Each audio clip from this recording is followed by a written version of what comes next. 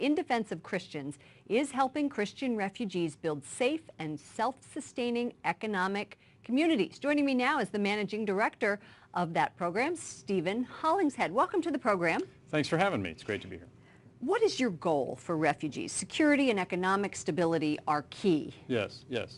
Well, you know, as you mentioned, the UN knows that people stay in camps an average of 17 years, and that's because not just governments, but also even churches focus on relief, the short-term need, the tents, the blankets, right, and so forth.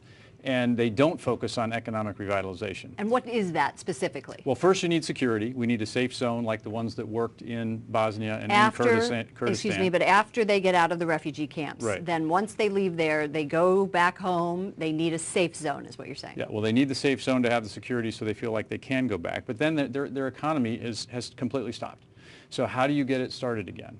And the goal of our project, IRAChaven.org, is to get American and Mexican and European business people to create distribution channels to buy their stuff so that they can restart those farms, restart those processing plants. You went to Iraq and have some experience with this around olives.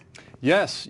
Well, we didn't get it put together this year. We were racing the frost. The last 3 years since ISIS destroyed the only olive mill on the Nineveh Plain, olive farmers haven't even picked their olives because if you don't make them right into olive oil, they're ruined, and it's not worth the labor to pick them. So I was trying to put together, we got some olive farmers together.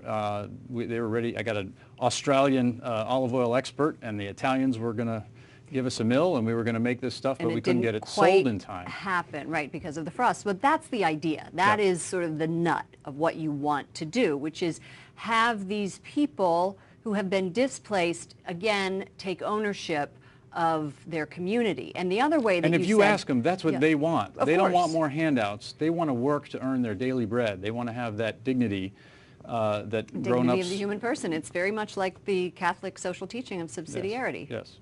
So what do you think needs to be done to get that security so that the people feel like, yes, they can go back? Well, first you start with an international safe zone like the ones that worked right next door in Kurdistan in 1991, that worked in Bosnia, so that the security's there. But then you have to get that economic redevelopment going. That's why what we're doing is trying, instead of the usual government way is, oh, bridges were bombed, let's build the bridges, let's start top down, let's build a hospital. We're starting bottom up to try to find out what are the assets, what do they have? The first thing you should ask, what do you do? There's no government organization going family by family and saying, what were you before? Were you a teacher? Were you an engineer? And trying, instead of to fit the location, the bombed out location with the person, fit the person with it. It makes absolute sense. What is the website? IRAChaven.org. IRAChaven.org. Managing Director of the program, Stephen Hollingshead. Thank you so much for joining us. Thanks so much for having me.